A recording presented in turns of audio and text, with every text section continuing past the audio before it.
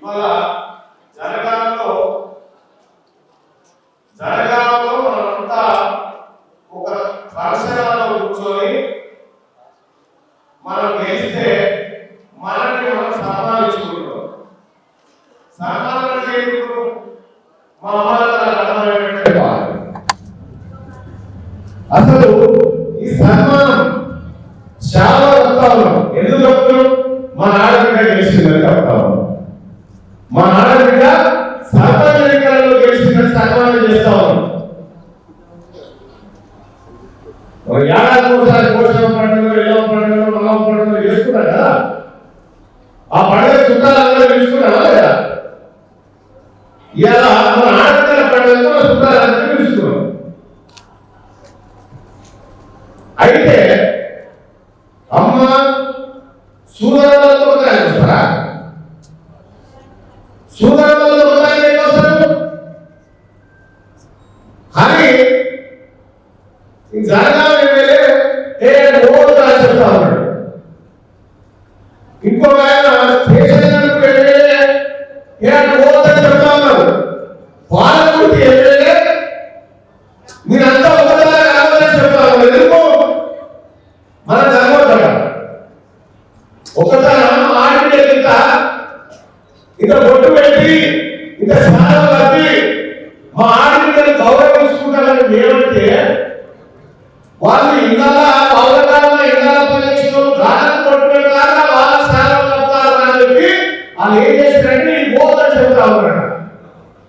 నేను గౌరవించుకోవాలి తల్లి, మా అమ్మాయి కలిసి మా అక్క కలిసి మీరు గౌరవించుకోవాలి.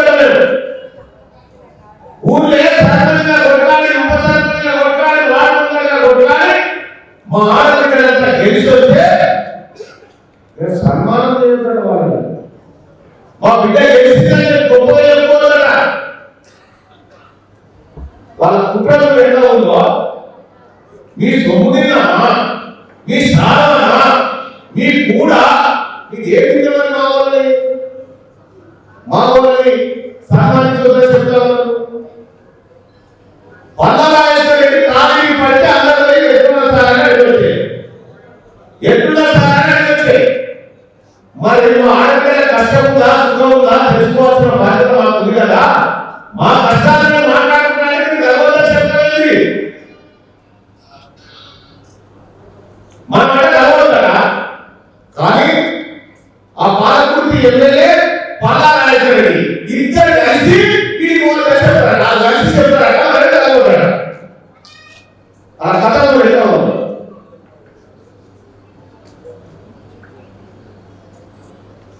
అందుకే ఇది గర్వంగా చెప్పారుగా. ఇవాళ బీసీ బిడ్డలంతా బీసీలు. ఈ బీసీ అంటే నిరూపించారు. మళ్ళా ఎవరైనా బీసీ అంటే మనమంతా వెనకబడిన తరగతి అని చెప్పి నిర్వచిస్తారు.